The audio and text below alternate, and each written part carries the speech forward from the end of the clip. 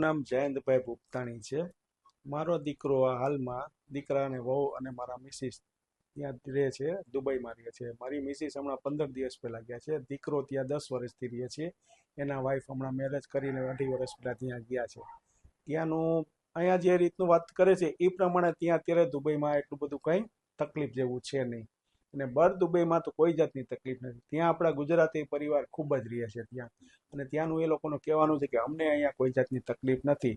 ત્યાં જે હુમલા થયેલા છે એ વાતો કરે છે, એ હુમલા જે અમેરિકા બેઝના સેન્ટરો છે એની ઉપર એ લોકોએ હુમલા કરેલા છે. બાકી પ્રોપર ત્યાં જે પબ્લિક છે એ લોકોને કોઈ જાતની તકલીફ છે નહીં.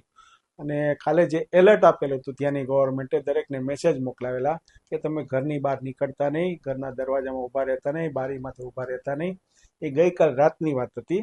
અત્યારે એવું કોઈ જાતની તકલીફ છે નહીં. ત્યાં બધાય શાંતિથી રહે છે. આજે મારો હમણાં દીકરો 10 મિનિટ પહેલાં જે માર્કેટમાં જઈને આવ્યો, ત્યાં જઈને આવીને મને એને કીધું કે પપ્પા અહીંયા કાંઈ અમને તકલીફ છે નહીં, અમે બધા શાંતિથી અહીંયા રહીએ છીએ અત્યારે. ઘટના મોટી બને તો ભારત સરકારને તમે શું કહો? આવું કદાચ એવું બને તો અમે ભારત સરકારને વિનંતી કરીશું કે અમારા પરિવાર અને ભારતના જેટલા બીજા પરિવારો ત્યાં રહેવા ગયા છે દુબઈમાં, એ લોકોને પરત લાવવા માટે અમે ભારત સરકારને વિનંતી કરીશું. હાલની પરિસ્થિતિ એવી છે કે ત્યાં કોઈ જાતની તકલીફ છે નહીં.